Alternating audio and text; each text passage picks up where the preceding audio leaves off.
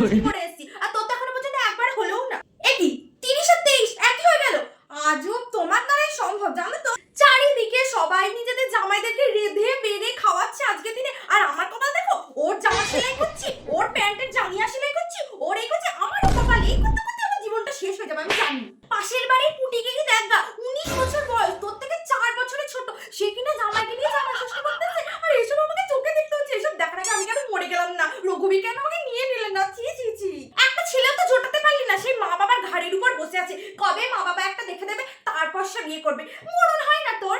ঠিক আছে, তাহলে আমি পাশের বাড়ি থেকে পড়িয়ে চলে আসি, ফালতু বাড়িতে বসে থেকে কি করব? ও বাবা, আজকের দিনেও পড়ানো?